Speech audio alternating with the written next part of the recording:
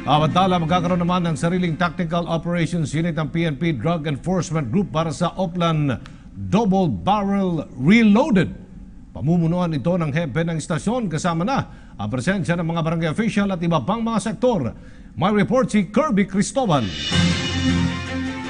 Matapos na maibalik sa Philippine National Police ang kampanya kontra ilegal na droga na tinawag na Oplan Double Barrel Reloaded, sinabi ni PNP spokesperson Junardo Carlos sa naging press conference nito sa Campo Crame na binubuo na ang mga kasama sa PNP Drug Enforcement Group o PDEG para sa ikakasang anti-illegal drugs operation sa iba't ibang bahagi ng bansa. Magkakaroon rin ng sariling Tactical Operations Unit ang bagong tayong grupo at makakasama rito ang ilang miyembro mula sa Special Action Force, SWAT Team, K9 Unit, Explosive and Ordnance and Counterintelligence Unit.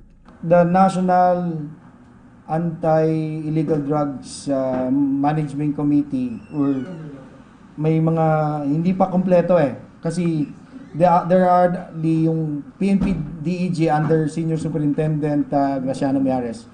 Nasa organizational stage sila to be able to have the necessary personnel.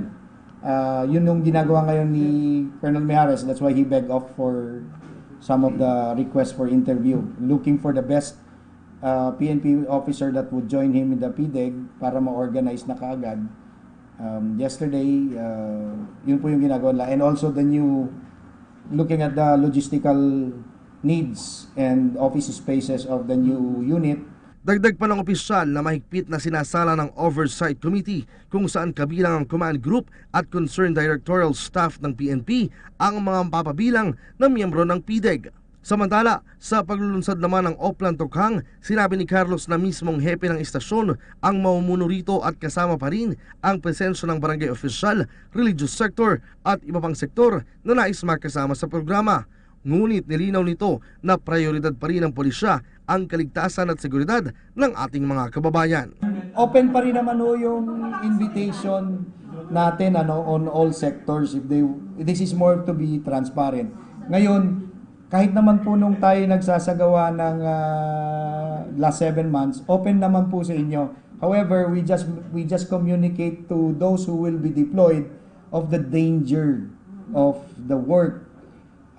Tapos yung the limitation of the movement, if you have the necessary protective gear, pinapaunawa ho namin muna yon bago ho natin na-accommodate. If you're ready and your lives are not going to be in the line of fire when we do the operation, we're okay with that.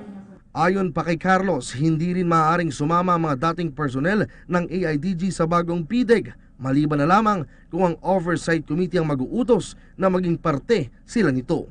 Mas kakaunti rin anya mga miyembro ng grupo depende sa pangangailangan kumpara sa 350 miyembro ng binuwag na Anti-Illegal Drugs Group.